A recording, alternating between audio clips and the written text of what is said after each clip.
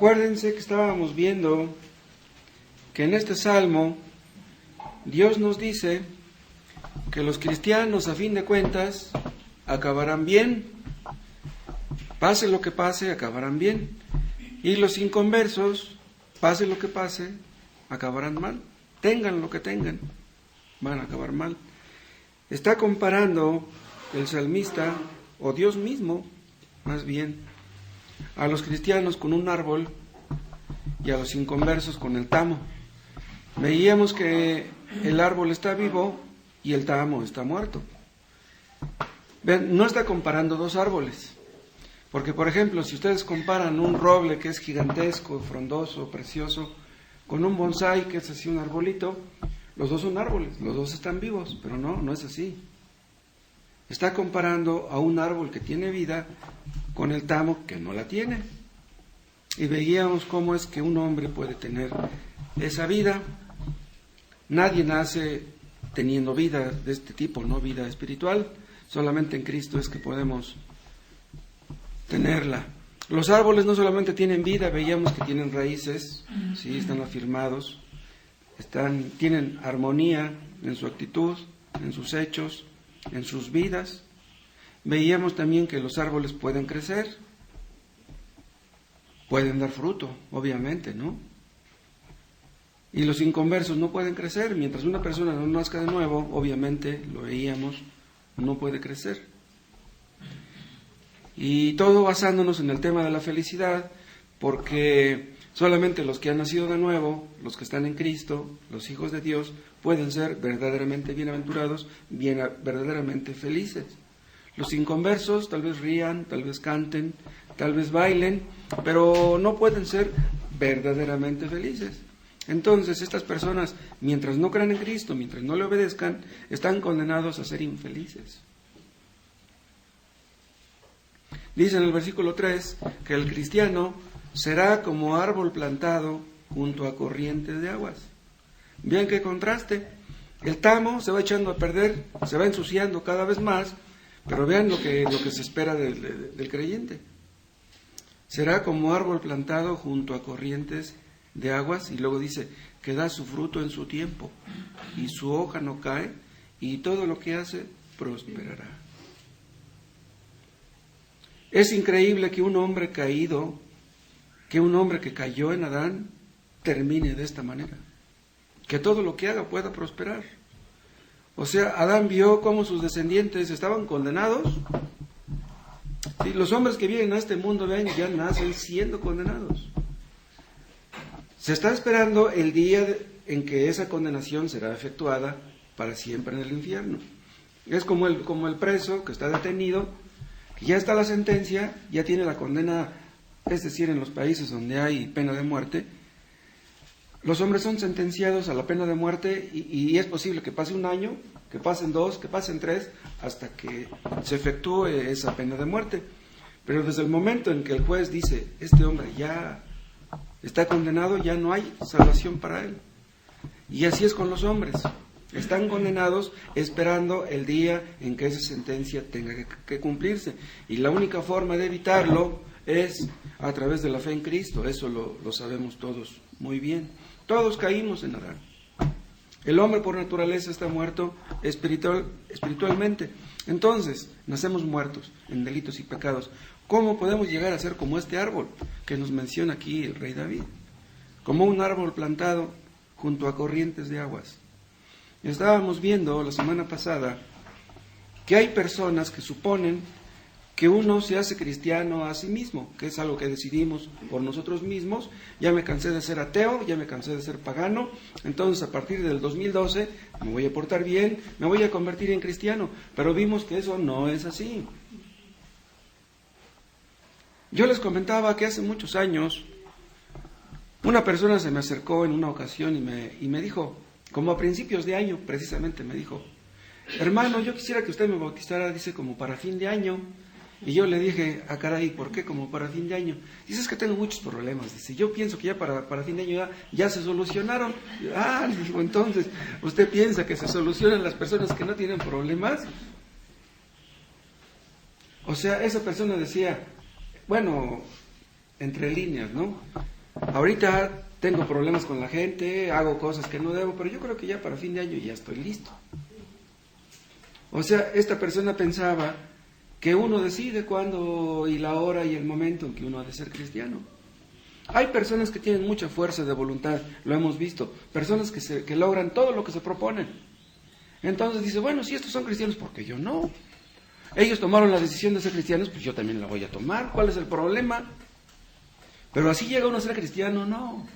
Llegamos a ser cristianos por la voluntad de Dios y no por la nuestra. Ahí está la diferencia.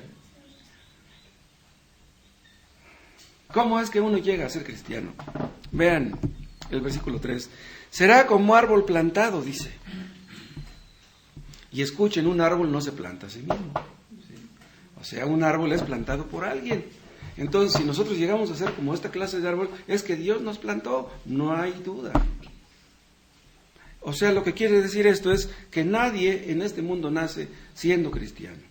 Hay personas que son muy tranquilitas, incapaces de pelearse, que ven que se levantan las voces, se caldean los ánimos y dan la media vuelta, no quieren problemas.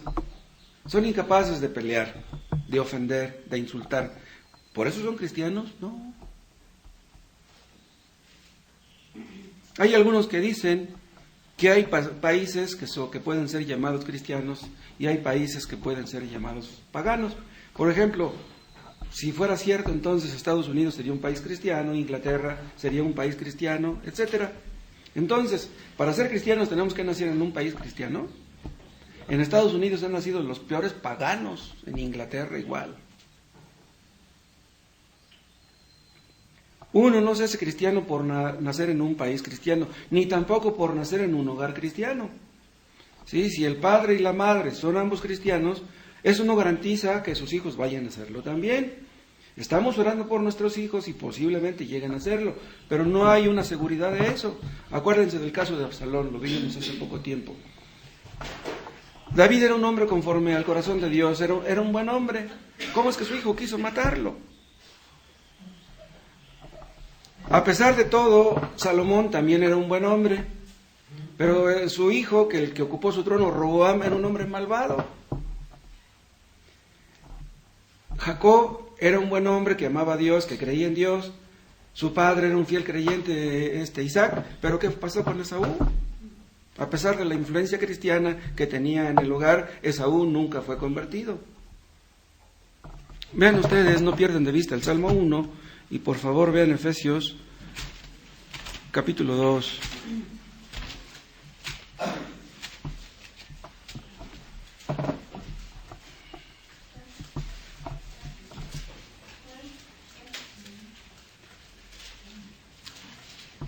Efesios 2:1 dice: y Él os dio vida a vosotros cuando estabais muertos en vuestros delitos y pecados. Esto se dirige a creyentes. Ustedes estaban muertos, pero Dios les dio vida, dice. En los cuales, delitos y pecados, anduvisteis en otro tiempo, siguiendo la corriente de este mundo, conforme al príncipe de la potestad del aire, el espíritu que ahora opera en los hijos de desobediencia, entre los cuales también todos nosotros, vean, y Pablo mismo se incluye, vivimos en otro tiempo en los deseos de nuestra carne, haciendo la voluntad de la carne y de los pensamientos, y éramos por naturaleza hijos de ira, lo mismo que los demás, lo mismo que todos los paganos, lo mismo que toda la masa caída descendiente de Adán. Todos éramos por naturaleza hijos de ira. O sea, quiere decir que nadie es cristiano por naturaleza. Porque alguien puede decir, tú eres cristiano, eres un cristiano nato. Tú naciste para ser cristiano. Yo tengo un amigo que conocí como a los 16 años, según mis cálculos, imagínense, ya tiene un ratito de eso. Y en una ocasión platicamos por teléfono no hace mucho, y yo le hablaba otra vez del Evangelio, siempre, constantemente le he hablado. Incluso llegó a venir aquí a escuchar la predicación hace muchos años. Y en un momento de la plática me dijo, ¿sabes qué, Moisés? Dice, la verdad es que tú naciste para ser cristiano, y yo nací para ser un tal por cual. Le digo, no digas eso. Ni yo nací para ser cristiano, ni tú naciste para ser un barbaján. Si yo soy cristiano es porque Dios quiso, y si tú eres un barbaján es porque tú quieres. Le digo, tú no digas eso. O sea, es que él ha de haber pensado, tú decidiste ser cristiano, pues lo conseguiste. Yo, aunque lo haya intentado, nunca he podido. Entonces, de plano, yo no nací para ser cristiano, pero eso no es cierto. Todos nacimos siendo hijos de ira, todos, absolutamente todos.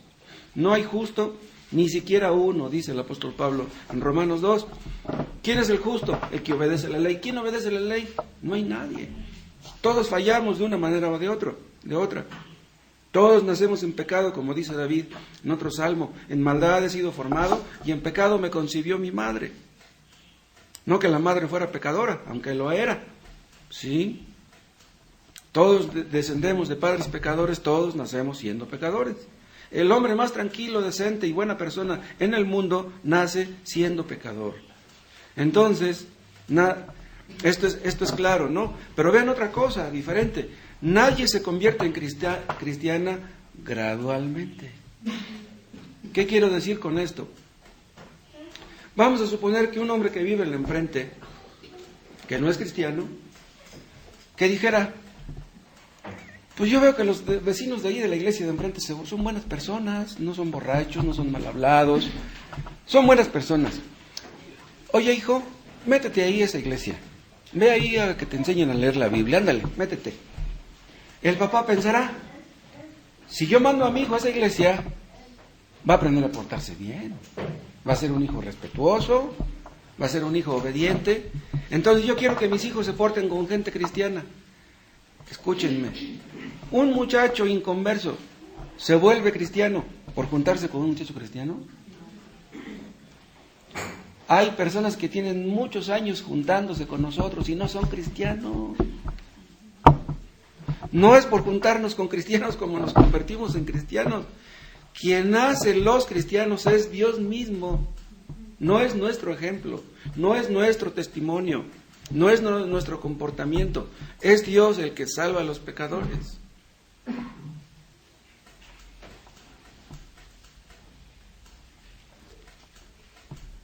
Si un joven que es honrado se junta con un joven que es ladrón, yo les aseguro que va a aprender a robar. Sí, porque lo malo se contagia. Pero si se junta con un cristiano, no por eso se va a ser cristiano. Porque alguno pudiera pensar: bueno, yo tengo 3 años viniendo a esta iglesia y todavía no soy convertido, pero al ratito, no se desesperen.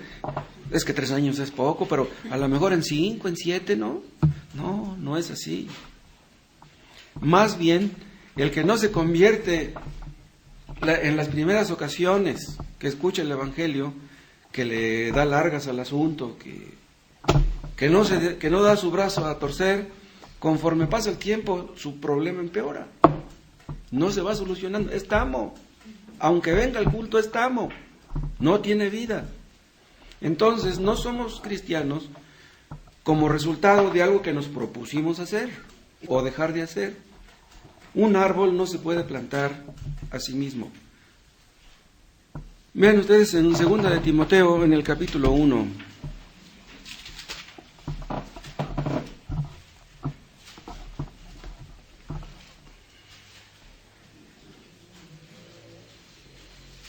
Le dice Pablo a su discípulo Timoteo, a su hijo en la fe Timoteo.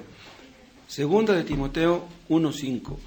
Trayendo a la memoria la fe no fingida que hay en ti, la cual habitó primero en tu abuela Loida y en tu madre Eunice, y estoy seguro que en ti también. Vean la cadenita. La abuela Loida fue cristiana. Entonces su madre Eunice fue cristiana porque su madre lo fue. Y luego el hijo Timoteo fue cristiano porque lo fue la abuela y lo fue la madre. Entonces quiere decir que la fe se hereda. No. Entonces, ¿por qué llegó a ser salvo Timoteo? Bueno, no cabe duda. Loida estaba orando por su hija Eunice, y llegó a ser salva. Y luego las dos, Loida y Eunice, estuvieron orando por Timoteo y llegó a ser salvo. Vean, este texto debiera animarnos para orar por nuestros parientes. En la Biblia hay ejemplos de familias enteras que fueron convertidas. Entonces, si hubo familias, ¿por qué la mía no?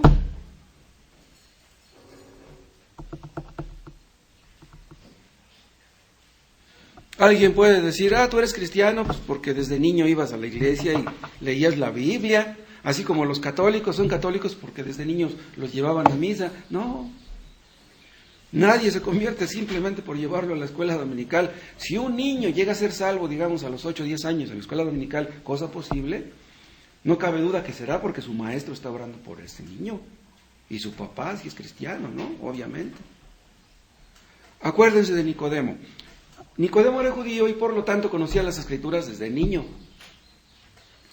Y como él conocía las Escrituras, pudo haber pensado en un momento, a lo mejor Cristo Jesús es el Mesías. Esos milagros que hace, pues, a lo mejor demuestran que Él es el Hijo de Dios. Entonces fue a buscarlo de noche y se acuerdan de la historia, ¿no? Le dice, maestro, sabemos que nadie puede hacer las cosas que tú haces si no está Dios con él. O sea, esa era su lógica, pero era una lógica carnal, una lógica humana. Tenía algo de luz, por eso habló de esa manera, pero Nicodemo no era convertido. Entonces Cristo lo detiene, lo para en seco y le dice, Nicodemo, si tú no naces de nuevo, tú no puedes saber que yo soy el Mesías. ¿Quién te dijo que yo soy el Mesías? Tú no has nacido de nuevo. Es necesario que nazcas de nuevo para que entiendas que yo soy el rey, que yo tengo un reino y que tienes que obedecerme. Antes no puedes hacer eso. Y Nicodemo se desespera y dice, pero ¿cómo puede un hombre viejo nacer de nuevo? ¿Cómo me voy a meter otra vez en el vientre de mi madre para volver a nacer?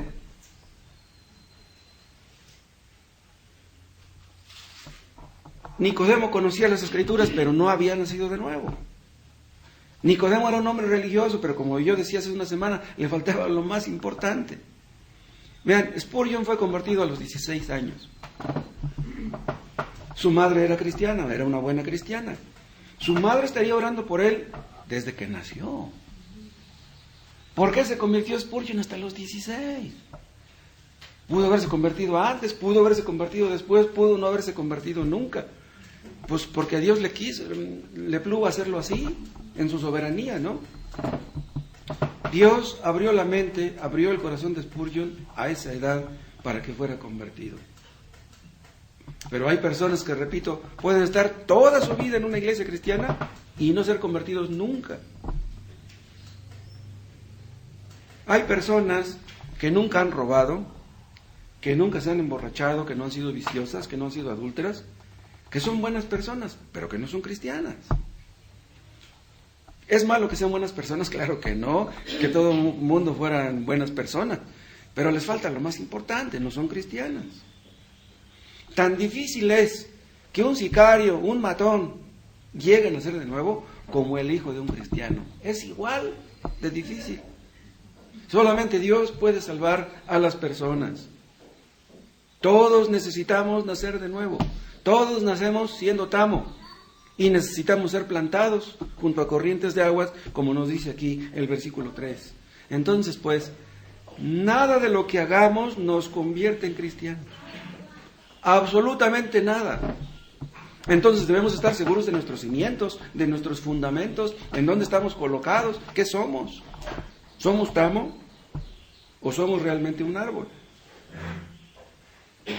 ¿Cuántas veces hemos dicho que aunque tú ores 2 veces al día, aunque ayunes 2 veces a la semana, aunque no faltes a los cultos, aunque hagas buenas obras, eso no es garantía de que tú seas salvo? Hay muchas personas que hacen esto y no son salvas. La Madre Teresa de Calcuta, ¿saben ustedes por qué escogió Calcuta para vivir? Porque Calcuta es supuestamente la ciudad más pobre del mundo. Entonces ella fue allí a hacer buenas obras, a ayudar a los pobres, y hizo tantas buenas obras que hasta le dieron el Premio Nobel de la Paz. Pero yo les aseguro que cuando llegó al cielo no le dieron ningún premio. Ninguno. Porque nadie se salva por hacer buenas obras. Vean 1 Corintios, capítulo 13.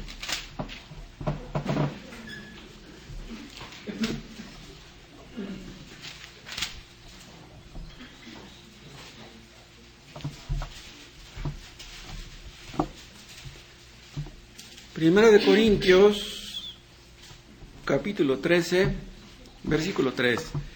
Y si repartiese todos mis bienes para dar de comer a los pobres, vean, todos mis bienes. Aquí todos mis bienes no habla solamente de todo mi dinero, sino también de mis posesiones, o sea, mi casa, mis muebles, todo, para darle de comer a los pobres, dice. Y si entregase mi cuerpo para ser quemado y no tengo amor, de nada me sirve. Si tú no amas a Dios, si tú no amas a Cristo, aunque hagas buenas obras, tú no te vas a salvar. Eso es lo que dice este versículo. Entonces es posible hacer buenas obras sin amar a Cristo. ¿Sí? Pero las verdaderas buenas obras son las que se derivan del amor a Cristo. Entonces son verdaderas buenas obras. Dice al final del 3, de nada me sirve. O sea, no te vas a salvar por hacer buenas obras. Vean, Cristo le dijo al joven rico, ve y vende todo lo que tienes y dalo a los pobres, y ven y sígueme y tendrás tesoro en el cielo. ¿Se acuerdan? El joven rico hubiera sido salvo por vender todo lo que tenía y el producto de la venta, dárselo a los pobres. No, porque le dijo, ve, vende todo lo que tienes, dalo a los pobres, y ven y sígueme. Eso, ven y sígueme, quiere decir obedéceme. Yo soy el rey, obedéceme. Pero él no quiso hacerlo. Prefirió sus tesoros terrenales. Entonces, lo que hace de alguien un cristiano no es lo que nosotros hacemos, es lo que Dios hace. Y si Dios no hace esto, pues entonces nadie es salvo. Y ahora, lo que Dios hace para que seamos salvos, ¿cómo lo hace?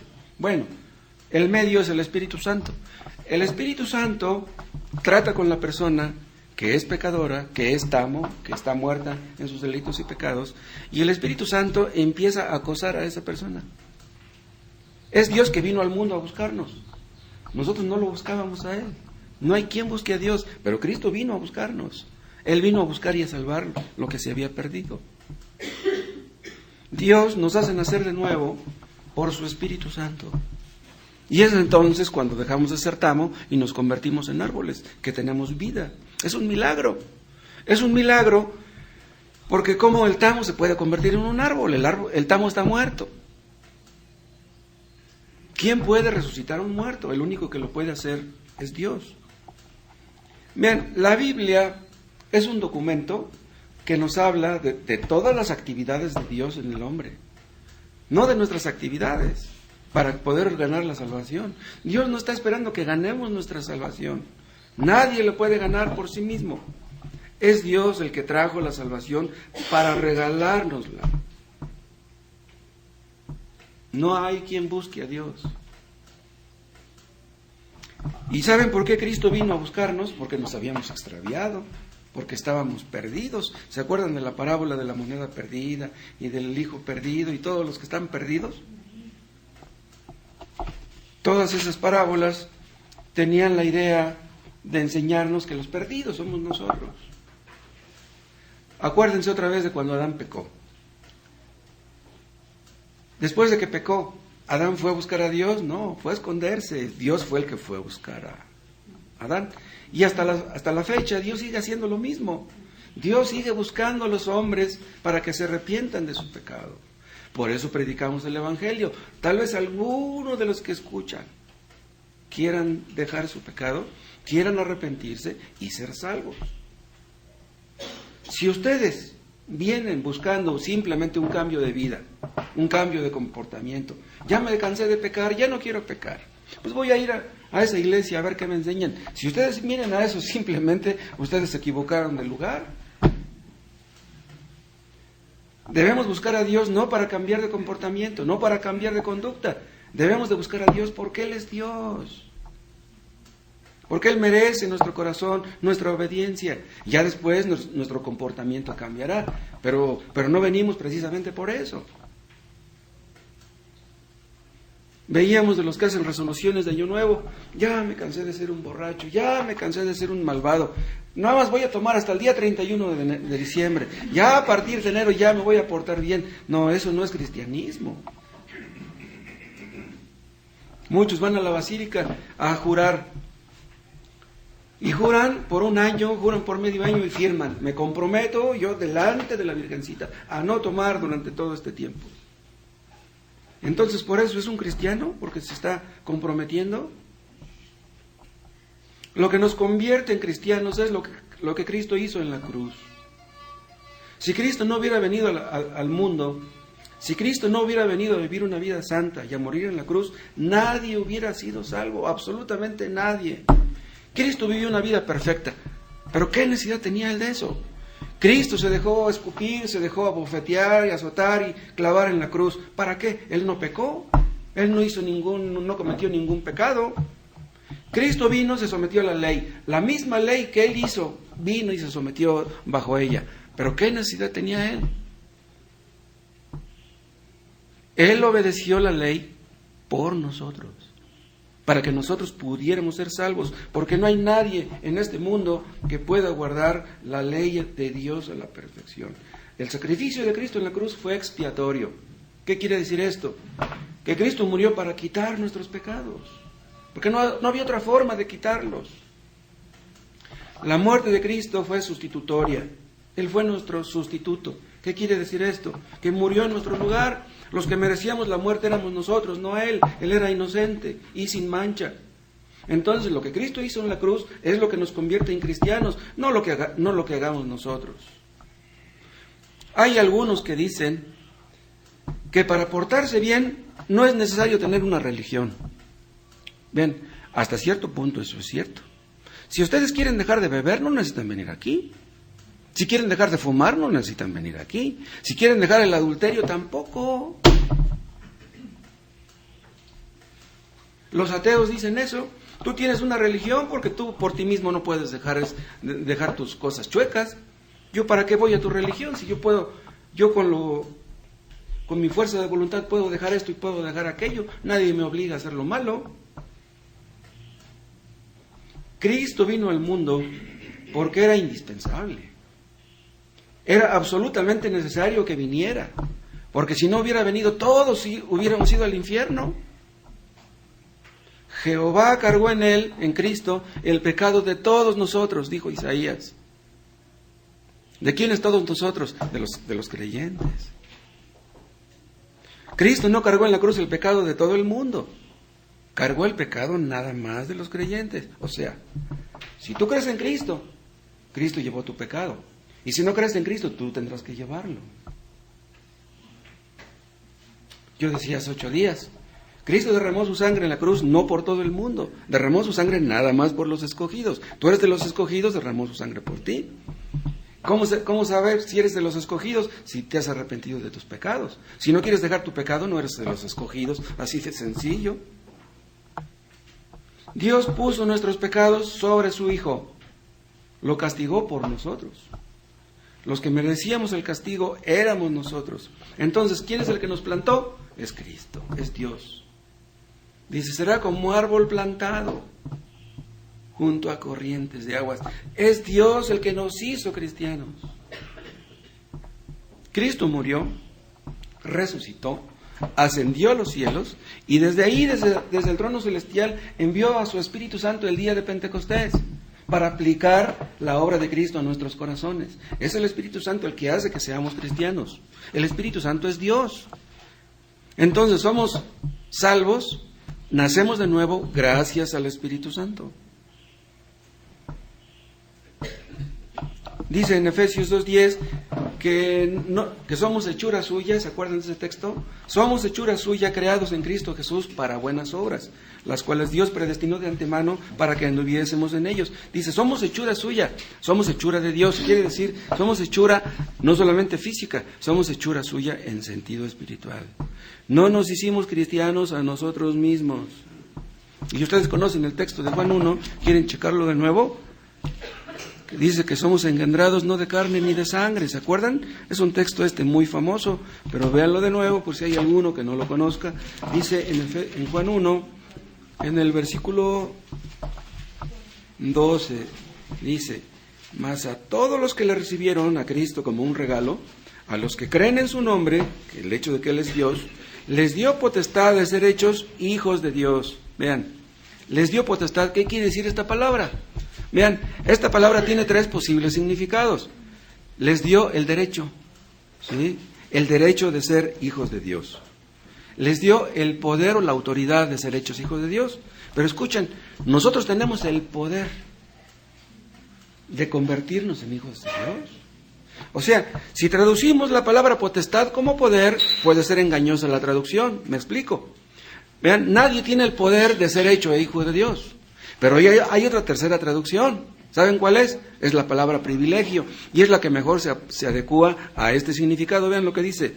A los que creen en su nombre les dio el privilegio de ser hechos hijos de Dios. No éramos hijos del diablo porque obedecíamos al diablo.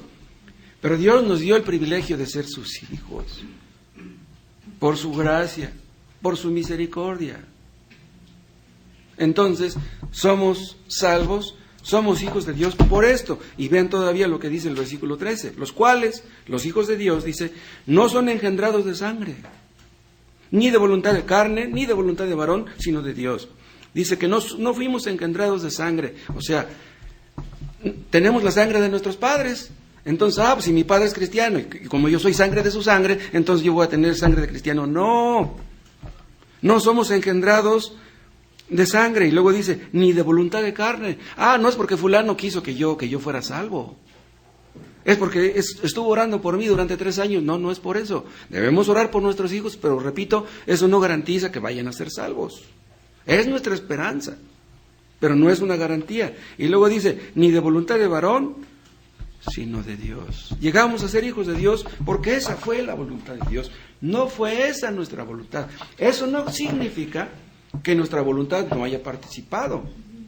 Porque cuando nos arrepentimos, nuestra voluntad estaba implicada. ¿Sí? Pero la voluntad de Dios obró en nuestra voluntad y nos arrepentimos. La voluntad de Dios es más fuerte que la nuestra. ¿Por qué Dios no hace que todo el mundo se arrepienta? Dios no puede hacer que todo el mundo se arrepienta. ¿Qué trabajo le costaría a Dios poner sus mandamientos en el cielo? Que todo el mundo los viera. Que tronara su voz como una trompeta que se oye en todo el mundo y que hiciera retumbar la tierra, y aquellos que no se arrepientan, miren lo que les espera. Todo el mundo se arrepentiría. ¿Por qué no lo hace Dios?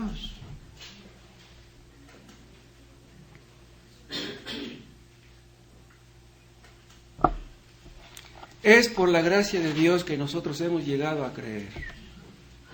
No es porque simplemente lo decidimos. Ahora, Dios no solamente nos plantó, ¿sí? Vean lo que dice el texto, versículo 3, Salmo 1. Será como árbol plantado, dice, junto a corrientes de aguas. Pero esta idea de que Dios nos plantó implica también de que Dios nos hizo árboles. ¿Sí? O sea, Dios nos creó espiritualmente, no solamente físicamente, nos creó espiritualmente, o sea, nos convirtió en árboles. Y ya después de que fuimos convertidos en árboles, nos plantó. Entonces, todos los que enseñan la regeneración decisional mienten. La regeneración decisional es la que dicen ciertas personas de que uno llega a ser salvo porque uno tomó la decisión de pasar al frente, de repetir una oración con el pastor, de que yo ya acepté a Cristo y por eso soy salvo. No, tú no eres salvo porque hayas aceptado a Cristo. No eres salvo porque hayas recitado una oración junto con el pastor. Si tú eres verdaderamente salvo, es porque Dios lo hizo. Dios te hizo árbol. No es nada de lo que tú has hecho. No es porque te bautizaste. No es porque perteneces a esa o a aquella otra iglesia. Es porque Dios te quiso salvar. Nadie nace de nuevo por bautizarse ni por participar de la cena del Señor. Es Dios el que nos da la vida. Estábamos muertos como el tamo y Dios quiso darnos la vida. Entonces Dios hace nuevos hombres, nuevas mujeres en Cristo. Entonces escuchen, si ustedes no han nacido de nuevo, ustedes no son cristianos. Lo que ustedes necesitan es nacer de nuevo, como Cristo le dijo a Timoteo. Cuando Adán y Eva pecaron, arrastraron a todos sus descendientes en su misma corrupción. Todos condenados como sus padres. ¿Pero por qué? Vean, Adán fue creado perfecto. Vamos a suponer que Adán cayó y que Dios hubiera dicho, bueno, este ya me falló, voy a hacer otro igual. ¿Qué hubiera pasado si Dios hubiera hecho otro igual? Adán era perfecto y cayó. Entonces, si hubiera hecho otro perfecto igual, pues hubiera caído igualmente. Entonces no hubiera dado resultado. Entonces Dios dijo, voy a enviar a otro. Pero voy a enviar a otro que va a poder hacer lo que este Adán no hizo. Este ya falló, ya arrastró a toda su descendencia a la muerte. Lo voy a mandar a mi hijo. Y él va a poder hacer lo que aquel no hizo. Este sí va a obedecer. Por eso es que Dios mandó a Cristo para ser el segundo Adán. Cristo se le llama en 1 Corintios 15 el segundo Adán o el postrer Adán. Todos caímos en Adán, ¿sí? Todos somos pecadores, pero después de eso mandó a Cristo y los que creen en Él son levantados. Entonces, después de que Adán cayó, Dios tenía que empezar de nuevo. Dios les dio la ley a los judíos y les dijo, si ustedes guardan la ley, ustedes se salvan. Pero ¿quién la guardó? Ninguno pudo guardarla. El judío más santo no pudo hacerlo. Entonces dijo Dios, solamente hay una forma de salvar. Voy a crear un nuevo género humano. Este género humano se corrompió. Voy a crear otro género humano.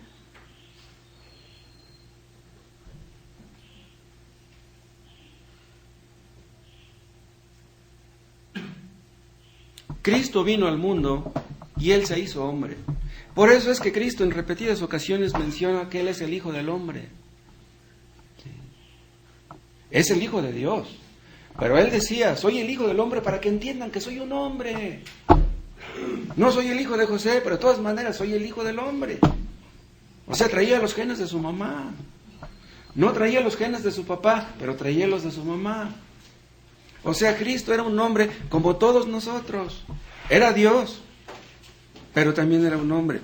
Tenía que morir, porque si Él no hubiera sido un hombre, no hubiera podido morir, porque Dios no puede morir.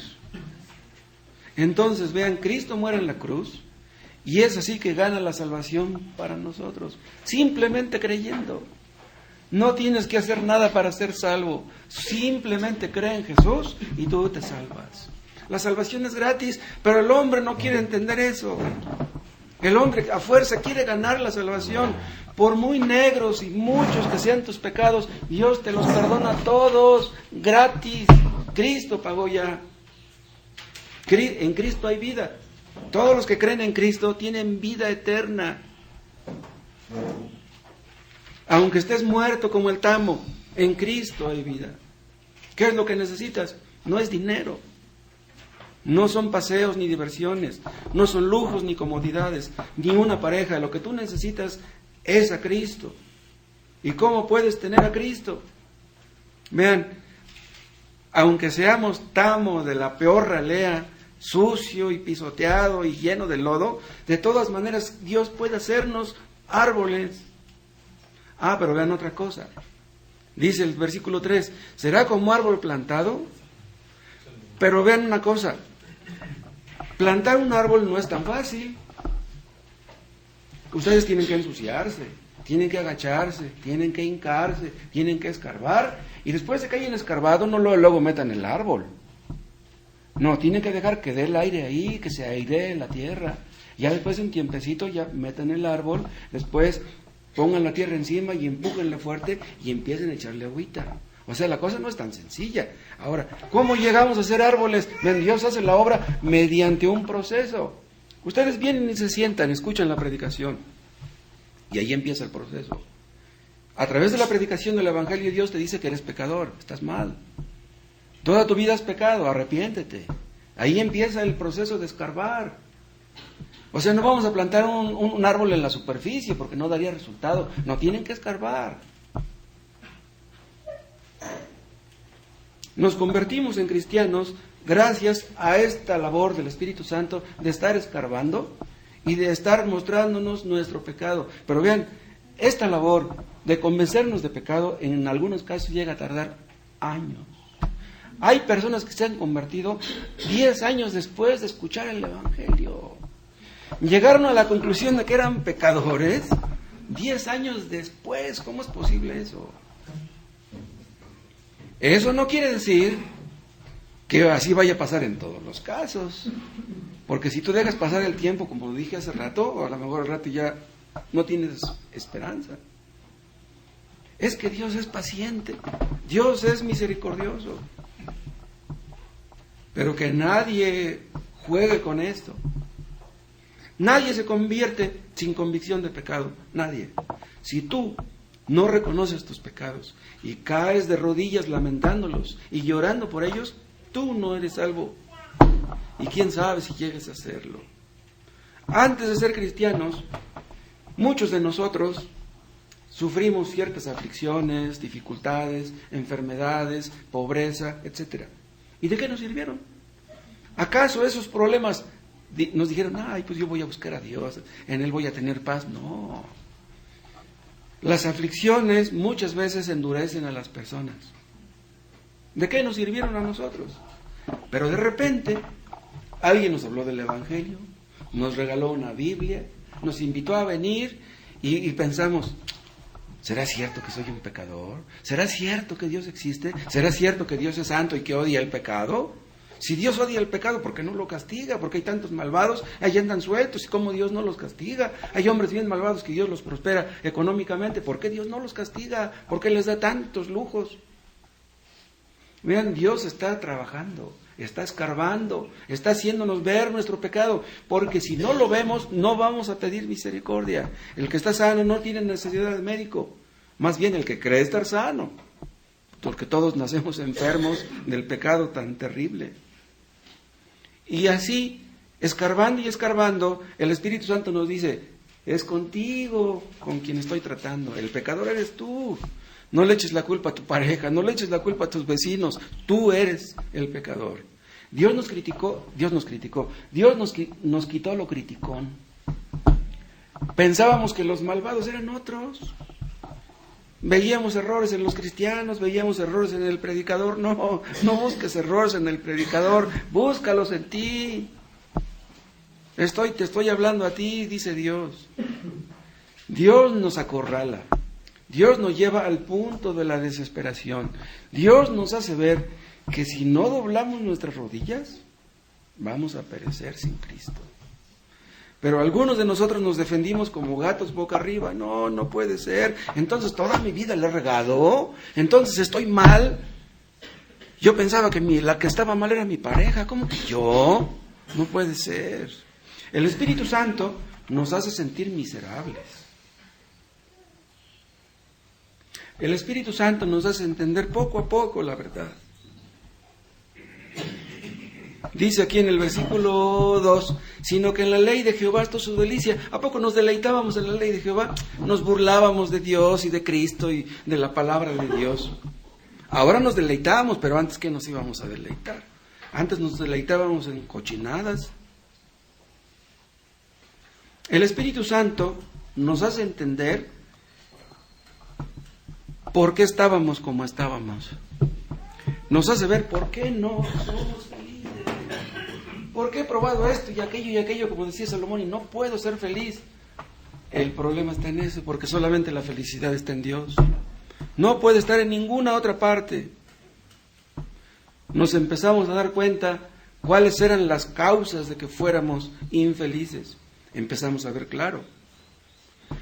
El Espíritu Santo nos hace entender que Dios es santo y que lo hemos ofendido. Y que ay de nosotros si continuamos haciéndolo. Hace muchos años, yo ya les he contado, en 1976, me regalaron una Biblia. La primera Biblia que yo tuve, la abrí en Mateo 5 y empecé a leer, y después de leer como 15 versículos, la cerré y dije, si Dios existe, yo estoy en problemas. ¿Quién creen ustedes que me dijo eso? No fue el diablo, eso me lo dijo Dios. La primera vez que yo agarré la Biblia, Dios me dijo, si Dios existe, yo estoy en problemas. Y en verdad que lo estaba. No estoy diciendo que me convertí en ese momento. En ese momento Dios empezó a escarbar. Dios empieza a hablarnos, pero ¿saben qué? el diablo también empieza a hablarnos. El diablo nos dice, oye, para que tú seas cristiano no necesitas ir a una iglesia. No tienes que ser tan extremista. No, sí, pues lee la Biblia, pero no exageres. El diablo inmediatamente empieza a obrar en las personas. Tu problema es la bebida, pues dejas de beber y ya se soluciona todo. No, el problema del alcohólico no es simplemente el alcohol. El problema del alcohólico es todo su pecado, no nada más uno. Pero el diablo es bien astuto. Con que tú leas la Biblia ya es más que suficiente. ¿Para qué vas a la iglesia? Pórtate bien y lee la Biblia y haz tu oración en las noches y ya. ¿Para qué vas a la iglesia a perder el tiempo ahí? Mejor ese tiempo que vas a perder ahí, mejor ponte a trabajar y te ganas unos centavitos. El diablo es bien astuto. El diablo les dice a algunos, Dios no es tan estricto, Dios te va a perdonar. No es necesario que llores, no es necesario que te arrastres. Simplemente dile, Padre, perdóname, ya estuvo, ¿para qué tanto escándalo? ¿No han leído ustedes el libro de Gracia Abundante, de cómo se convirtió Juan Bunyan? Dice él que había ocasiones en que el diablo le decía, Dios te va a perdonar, no hay problema, eres una buena persona. Pero de repente se sentía tan pecador que decía, no, me voy a ir al infierno, el infierno me espera. Dice que ya casi lo olía. Olía el azufre, dice, del infierno. Hay personas que llegan al punto de la desesperación y sienten como que se vuelven locas. Pero vean, Dios no puede permitir que uno de los escogidos se vuelva loco. Aunque lleguemos al punto de la desesperación, Él sabe hasta dónde podemos aguantar. Y cuando nosotros caemos de rodillas pidiendo perdón, es que ya somos salvos. No tenemos que hacer méritos, no tenemos que dar limosnas, ni peregrinaciones, ni diezmos, no. La salvación es gratis. El Espíritu Santo nos hace entender que en Cristo hay perdón. Vean el Salmo 130.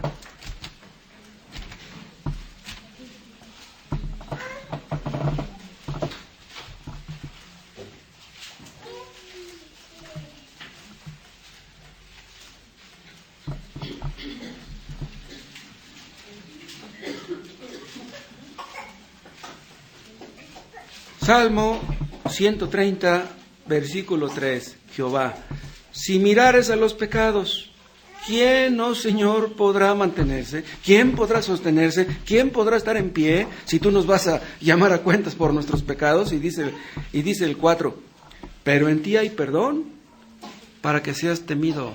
Vean, así dice la versión antigua, para que seas temido. La versión moderna, la versión 60, dice para que seas reverenciado. Pero vean, la mejor versión es la que dice para que seas temido. Ahora, si en Dios hay perdón, ¿es para jactarnos? Pues voy a pecar al fin que Dios me perdona. No, un cristiano no puede decir eso. Si una persona dice eso, pues voy a pecar al fin que mañana me arrepiento, ese es un hipócrita. El hecho de que en Cristo hay perdón es para tener temor, no para jactarnos. El Espíritu Santo nos hace ver que con Dios no se juega.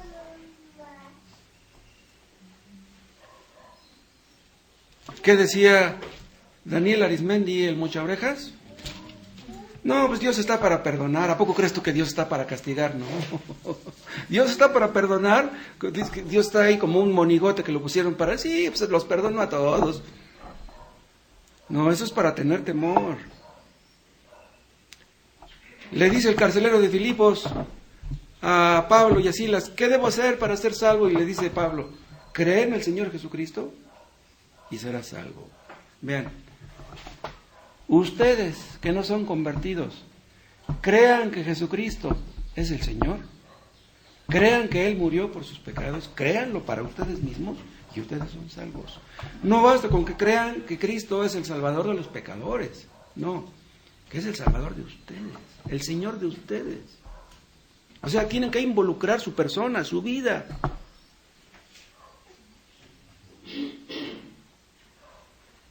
Tienen que creer ustedes que el Evangelio es cierto para ustedes. Hay personas que piensan, no, pues el Evangelio es bueno para... Yo quiero que mis hijos lo oigan.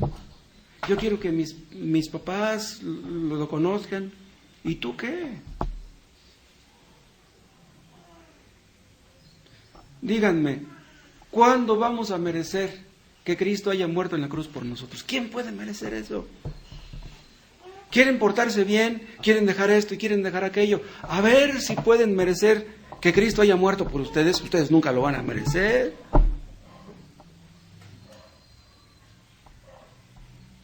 Lo que nosotros merecemos es el infierno. Si reconocen ustedes que eso es lo que merecen, ya aprendieron algo. El Espíritu Santo es el que nos hace entender estas cosas. O sea, todo esto que les estoy diciendo forma parte de la preparación del terreno. O sea, antes de que el árbol sea plantado. Sí, o sea, es la excavación, ¿no? Tan profunda, ¿no? Entonces el Espíritu Santo agarra el tamo y lo convierte en árbol, le da la vida.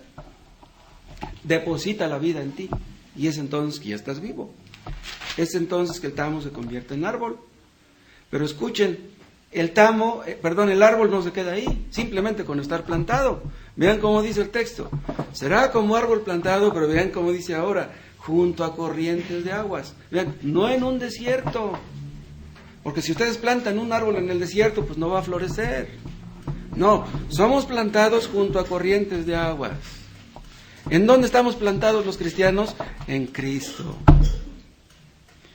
Un árbol obtiene sus nutrientes del agua de la tierra. El árbol que es plantado junto al río, ustedes no necesitan estarlo regando, echándole agüita. Si ustedes lo plantan junto al río, el río se encarga de eso.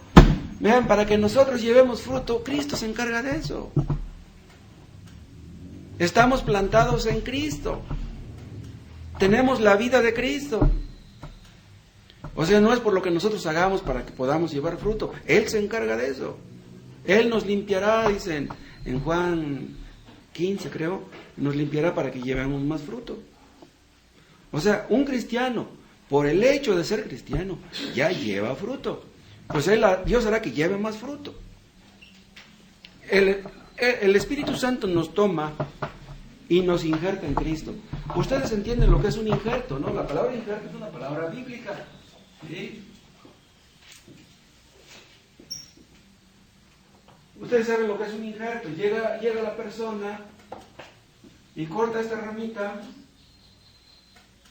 la corta, y en esta parte hace una pequeña incisión.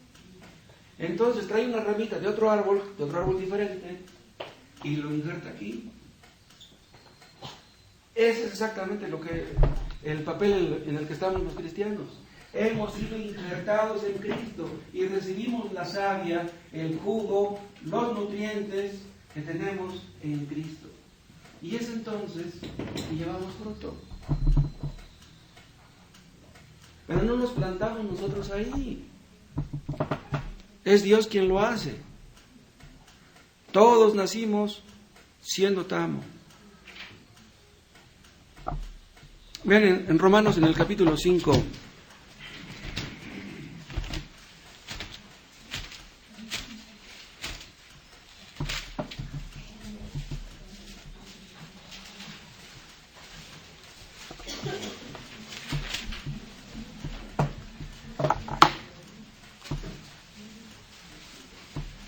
Romanos 5:18 dice, así que, como por la transgresión de uno, o sea, Adán, vino la condenación a todos los hombres, dice, de la misma manera, por la justicia de uno, que es Jesús, vino a todos los hombres la justificación de vida.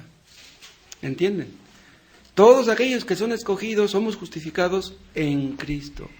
Viene a nosotros la justificación de vida, es la justicia misma de Cristo. Estamos en Cristo, tenemos su justicia, tenemos su vida. Entonces, lo que todos necesitamos es estar en Cristo. Porque nacimos en Adán, lo que necesitamos ahora es estar en Cristo. ¿Y cómo nos ponemos ahí? Pues solamente Dios puede. En Cristo hay vida, en Cristo hay nueva vida. Dice, yo he venido para que tengan vida y para que la tengan en abundancia. ¿Cuál era la vida que teníamos siendo tamo?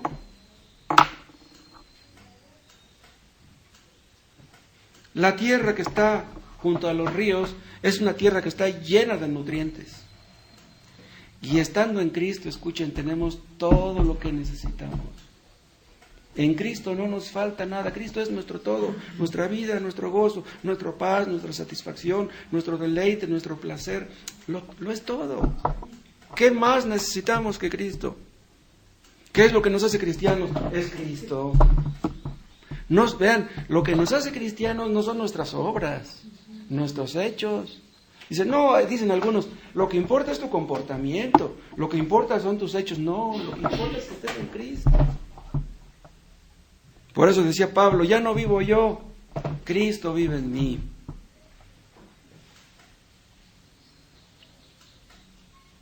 Pero ¿cómo es que Pablo dijo, Cristo vive en mí? Más bien nosotros somos los que vivimos en Cristo. No, Cristo vive en mí por su Espíritu. A eso se refería Pablo. Sí, porque el que está en Cristo, nueva criatura es.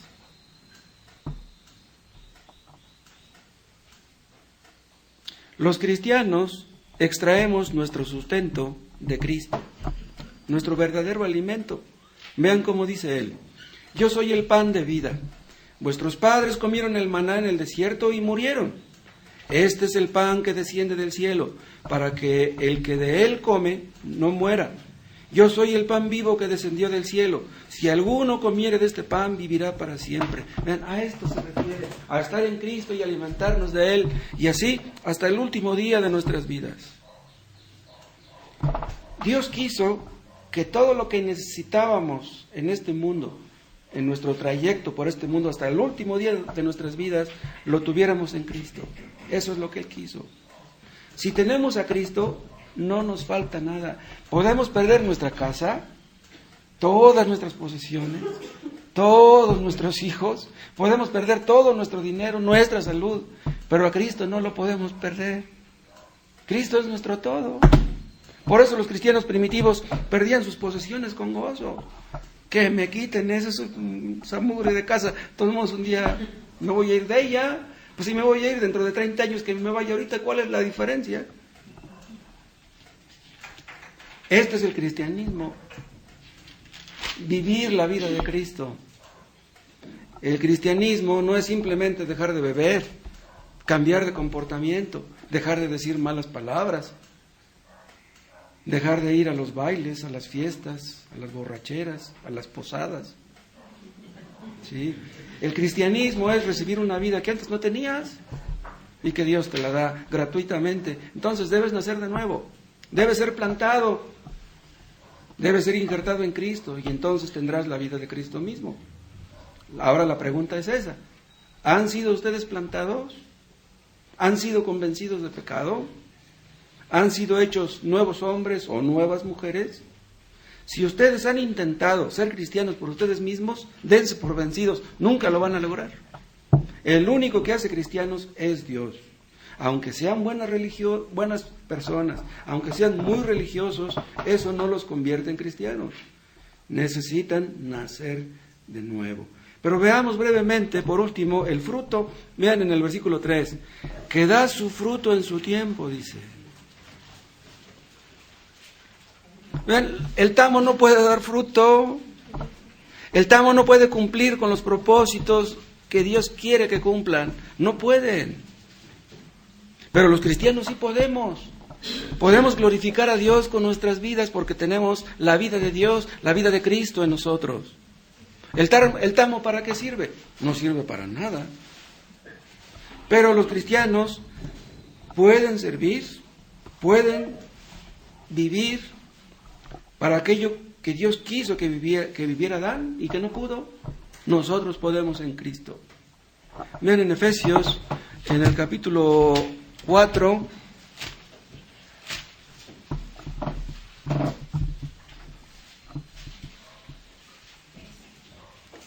dice en el versículo 20, Efesios 4:20, mas vosotros no habéis aprendido hacia Cristo, si en verdad le habéis oído y habéis sido por él enseñados conforme a la verdad que está en Jesús, en cuanto a la pasada manera de vivir, dice, despojaos del viejo hombre, de lo que éramos en Adán, que está viciado conforme a los deseos engañosos, y renovaos en el espíritu de vuestra mente, y vestidos del nuevo hombre, vean que somos en Cristo, creados según Dios en la justicia y santidad de la verdad. Esto es lo que Dios espera de nosotros, que vivamos según Dios en la justicia y santidad de la verdad. Los cristianos, vean, somos conscientes de la dignidad del ser humano. ¿Entienden ustedes lo que vale un ser humano? Lo que vale un alma inmortal. Los inconversos no lo entienden. Nosotros podemos entenderlo. Los inconversos piensan que vinieron al mundo nada más para comer, nada más para beber, para emborracharse, nada más. Ahora en las posadas al rato dicen, esto sí es vida, parten el pavo, les acercan la sidra, les acercan la botella y dicen, esto sí es vida. No importa que el año me malpase comiendo frijoles, con que ahora coma pavo, soy feliz. Pobres, no entienden. ¿Cómo pueden tener feliz Navidad? No creen en el que nació.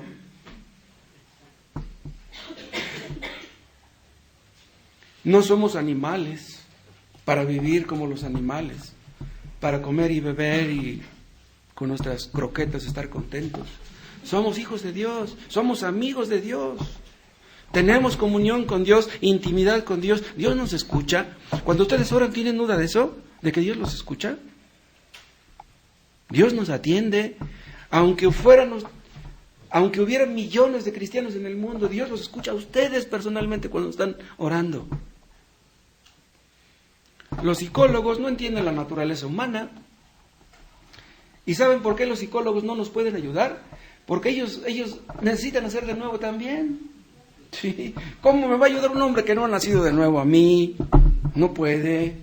Ellos necesitan nacer de nuevo. Y vean cómo dice el texto otra vez en el Salmo número 1. Dice que da su fruto en su tiempo. Y vean lo que dice ahora. Y su hoja no cae. ¿Qué quiere decir esto? Este es un árbol muy especial, porque todas las hojas de todos los árboles caen. No, esta hoja no cae.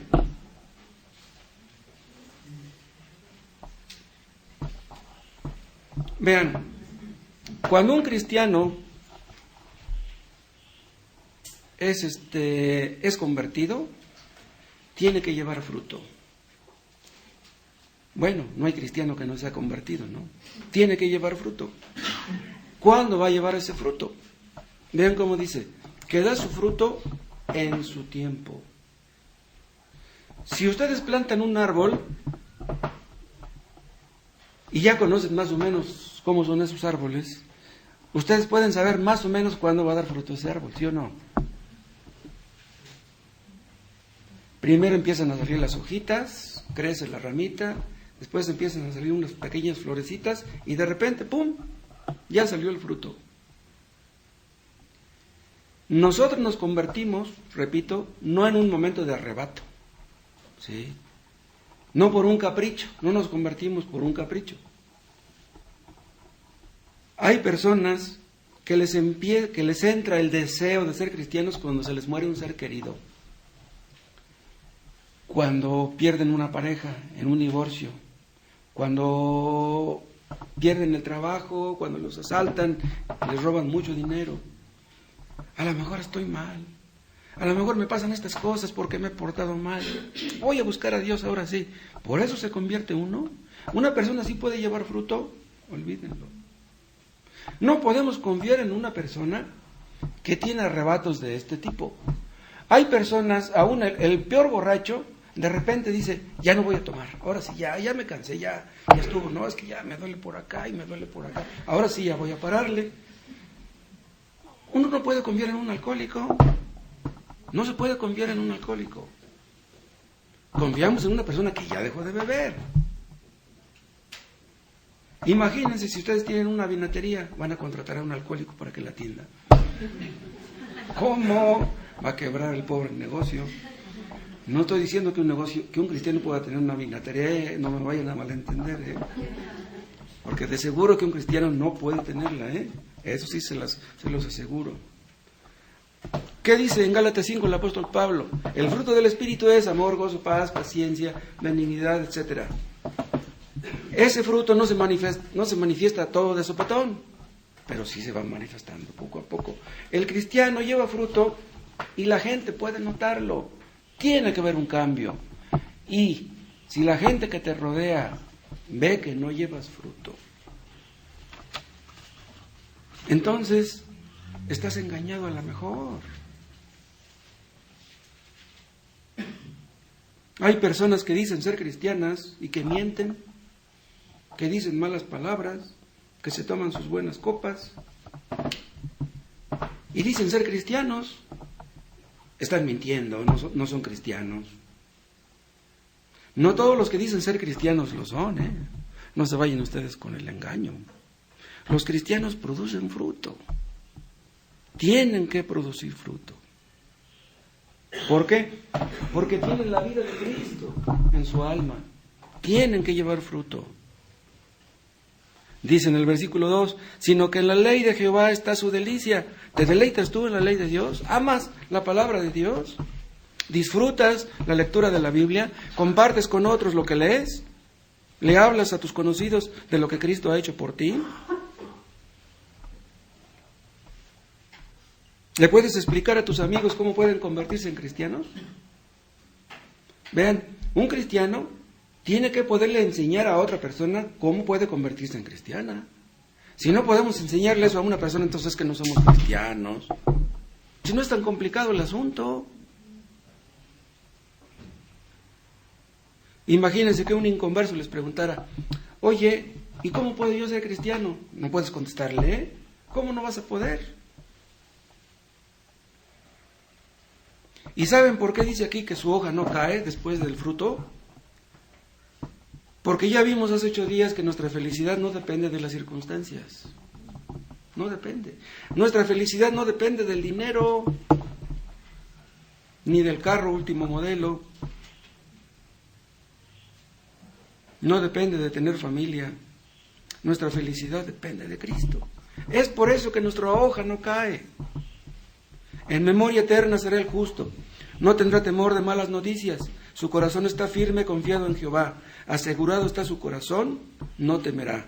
Eso dice David en el Salmo 112. Un cristiano no tiene miedo de malas noticias que nos dicen que el año que entra, no vieron en el periódico en días pasados, que se espera una debacle económica a nivel mundial. Antes hablaban que en Estados Unidos, no, a nivel mundial.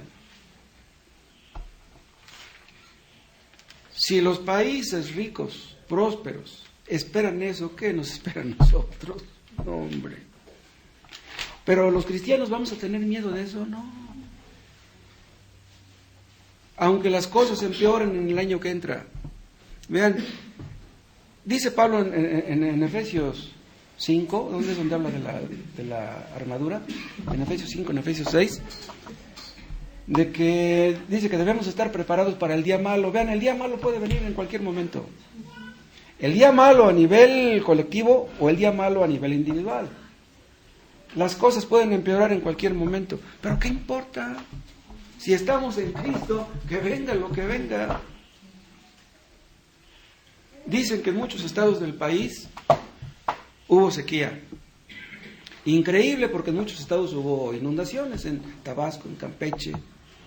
Pero hubo estados como Durango, como Zacatecas, que hubo sequías como nunca las había habido. ¿Y quiénes sufren? Pues los pobres animales y las cosechas. Si el año que entra el clima es todavía más extremo y las cosas empeoran y sube de precio todo, ¿qué importa? Y si estamos en Cristo y nos morimos, ¿qué importa? El estar en Cristo nos prepara para lo que pueda suceder. Si da una enfermedad grave, nos prepara para la muerte de un ser querido, nos prepara para nuestra propia muerte. Y si viene una persecución, no importa, nos prepara para todo. Estamos en Cristo, estamos plantados junto a corrientes de aguas que nunca nos van a fallar, nunca. Todos los seres humanos nos pueden fallar, nuestros seres queridos nos pueden fallar, pero Cristo nunca nos fallará. Vean el Salmo 92.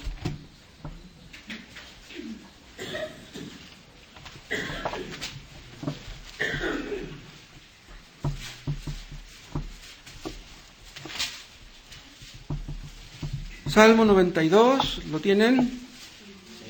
Vean cómo dice el 12. El justo florecerá como la palmera. ¿Saben cómo florece la palmera? Aunque tenga 100 años sigue floreciendo. ¿Cómo ven? Crecerá como cedro en el Líbano, bien fuerte. Los cedros tienen unas raíces. Y dice, plantados en la casa de Jehová. Vean quién es los que nos plantó ahí. Es Dios. En los atrios de nuestro Dios florecerán. O sea, en Cristo floreceremos. Aún en la vejez fructificarán, o sea, llevaremos fruto. Estarán vigorosos y verdes. ¿Para qué? ¿Para qué Dios nos puede llegar a hacer que estemos ancianos? Para anunciar que Jehová mi fortaleza es recto y que en Él no hay injusticia. Para evangelizar, para orar por los demás. Si Dios quiere que lleguemos a los 90 años, para eso nos dejaría vivir. Para orar por otros. Aunque ya no podamos trabajar. Pero aún orando, llevaremos fruto. No vayan ustedes a pensar que llevan fruto solamente predicando. No, ustedes orando ya están llevando fruto. No dejen de orar por la predicación. No dejen de orar unos por otros. No dejen de orar por el predicador. No dejen de orar por los hermanos de otras iglesias.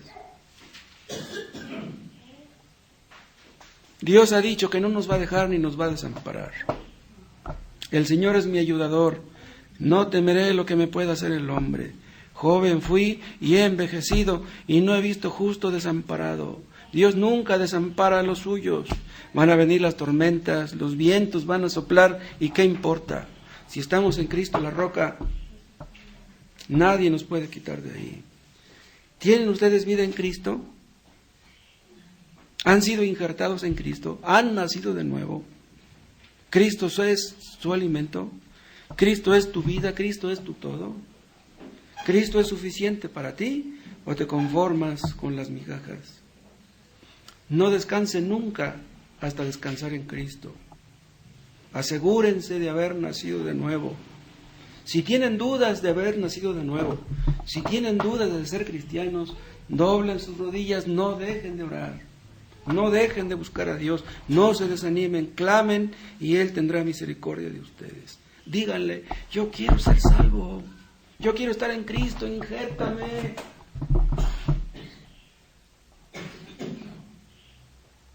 No se rindan, no se den por vencidos.